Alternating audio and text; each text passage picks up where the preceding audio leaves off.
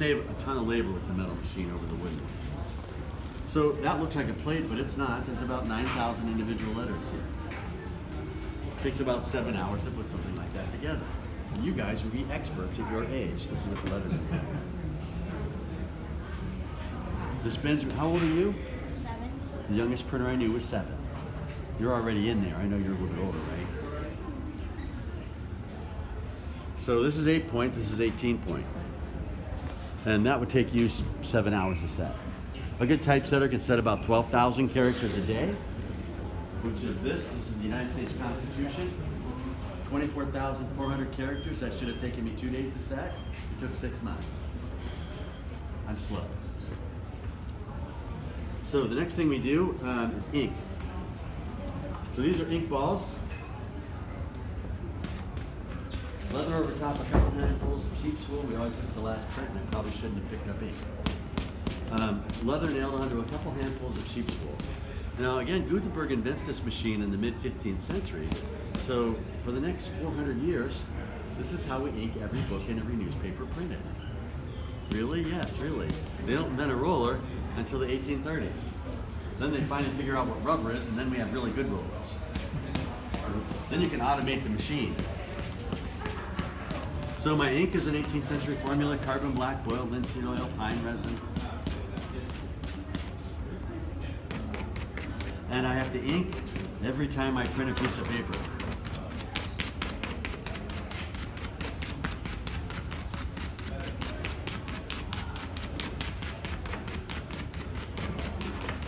Two pressmen run a press like this. Typically, one's going to beat the ink on. His job title is called the beater. The other one's going to handle the paper and pull the bar. It's called the puller. And they switch jobs every 250 sheets. So if you ever wondered why they call this a printing press, this is it.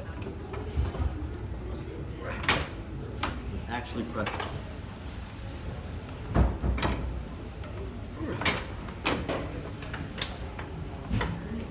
By the end of the day, we'll print about 2,000 sheets in production and pull that bar 4,000 times. But I give to you, my friends, the founding document of the United States. The Boston edition of the Declaration. And that's what we have in our tube here? That's what you have in your tube there. So All you right. just purchased for $17.76. That's a good price, $17.76. The originals set you back about $800,000. There's only 3 originals of this document in existence. I found one of the originals. Had all 9,000 letters cast to match it, and I was the first one to print this in 236 years. Wow, incredible. Questions? How did you learn all of this? Just reading and doing? Well, I and bought that first. where did you buy that? Colonial Williamsburg had a spare. I called him up doing some research. The guy's like, I've got a spare printing press. I said, you're kidding. You want to sell it? So he says, I don't know. Come on down to Virginia. So I did. The next 3 months later, I've got this thing in the back of U-Haul. That's incredible. But I didn't know, obviously didn't know how to use it. There is a book on it. Had they been using it? They had built 2 new presses in 1997. So they built one for the museum, and with the money the museum paid them, they built another for themselves. I see. And so this was the oldest press in their shop. It was 1949, and they just replaced it with a newer model. So I mean, it's the same English Common Press. It's just that they built a new one. So yeah, amazingly, I took this thing home and I couldn't set it up in my garage. It was too tall. So I had this idea that I wanted to do this print shop in Boston, but I wanted to show people what printing and printmaking looked like to kind of generate some interest. So since I couldn't set this up and print at home, I had to learn the art of intaglio printmaking. Paul Revere was a silversmith by trade, but he engaged in copperplate engraving to make some extra money. So the copperplate rolling press, I was able to acquire a small, that's a 18th century wooden rolling press behind me, that darker press. That's actually an original from Paris. There's only 4 of those in the entire world. Wow. I got a phone call one day, a place had gone out of business. I don't know, my kid's not going to college, but I own that. Just you gotta balance those things. So, but you see how it's got 2 rollers and a star Oh, wheel? I love it. So I found a tabletop version of that. The only trouble was I'd never done intaglio printmaking either. So I had read some books. I had these plates made at Edinburgh Printmakers in Scotland. So I had a friend over there, and he sent me instructions and a printing press, a rolling press, a tabletop, like a 1880s cast iron press from France. And I started making prints, really bad ones. But I started doing demonstrations like at the Paul Revere House, at the National Park Service, Minuteman Park, the old State House. And my prints were lousy, but people didn't seem to care too much. It was just watching me. The process for doing this is you ink the plate entirely with black ink.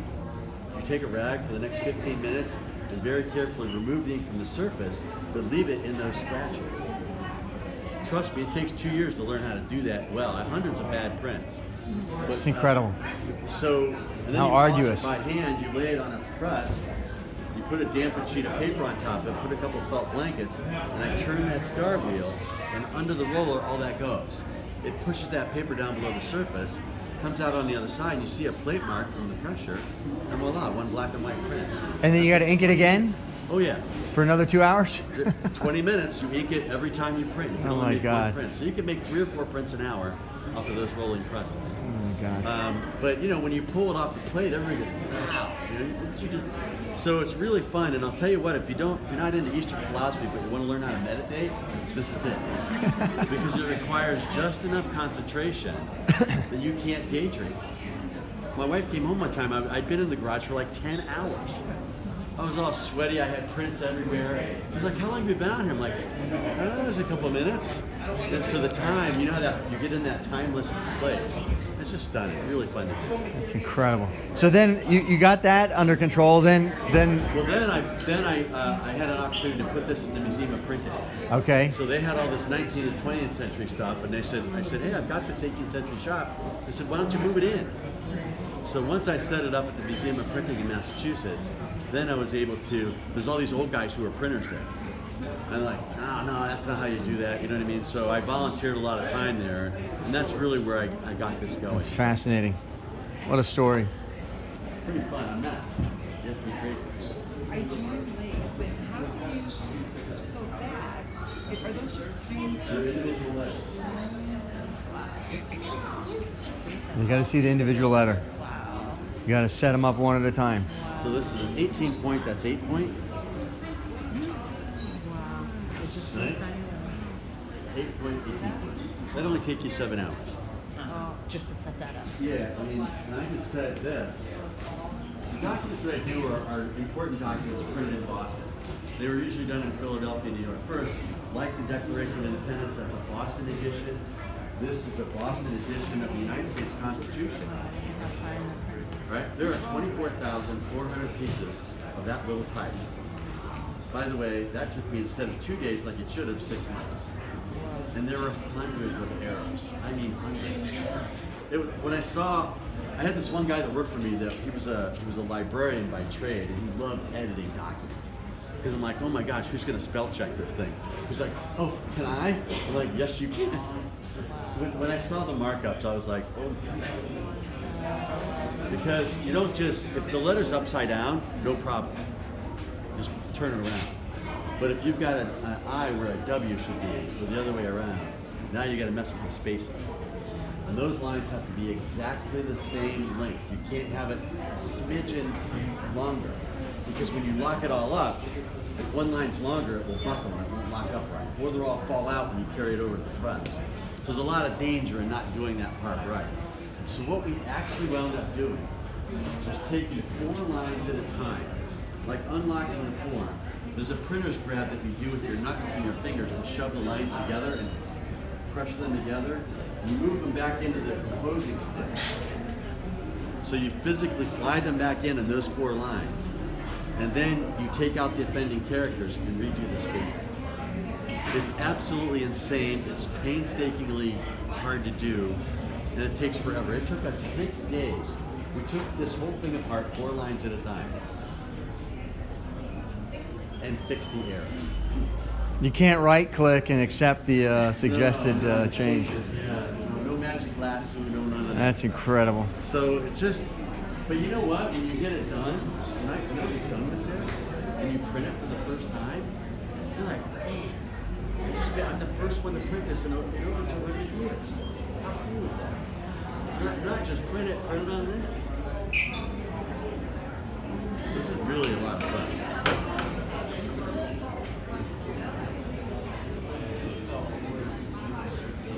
So you got any books I might know?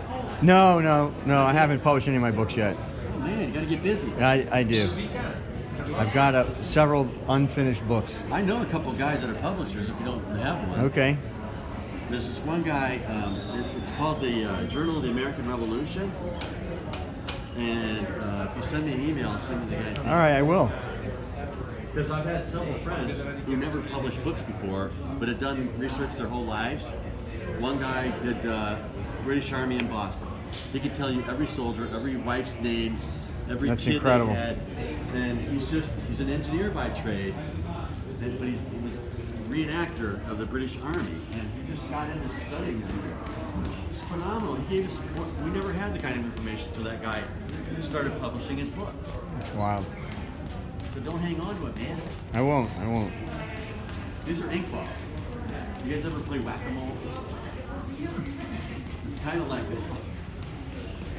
We're going to ink up the form here with these ink balls.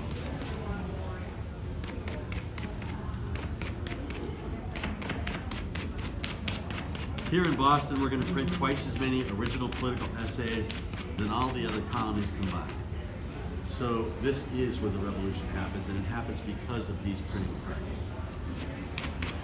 And you think about the writers. What got me into this, truthfully, was reading the political essays in the Boston Gazette, the newspaper from 1765 to 1775. And you start reading, you're like, man, this essay is really good. It's too good. Who wrote this? Well, there's no names on it, ever. Pseudonyms, right? But no names. Then I found out it was Samuel Adams, John Adams, James Otis, Dr. Joseph Warren, and a whole host of others who all went to a pretty good college across the river over here at Cambridge called Harvard. They start writing in 1765 and they don't stop till we go to war. They took us right to it. I have a friend of mine, when he does his printing demonstration, he works at Colonial Williamsburg, he talks about the power of the press. What is the power of the press? Is this the power of the press, he says? No. This the power? No. He says this is the power of the press. Listen for this sound. That's the words going on to the paper. We have the power to influence, we have the power to inform, misinform, right? Boston edition. No pixels. This Boston prints perfectly, doesn't it? Look how the letterpress happens. So again, the paper is 100% cotton linen, and amazingly, this is made by the same manufactured paper that made the paper for this in 1776. Called the Crane Paper Company. You have some of their paper in your pocket. You've got a few dollars on you. They now make the paper for the United States currency. But they were called the Liberty Paper Mill in 1776, and they were right down the road in Milton, Massachusetts.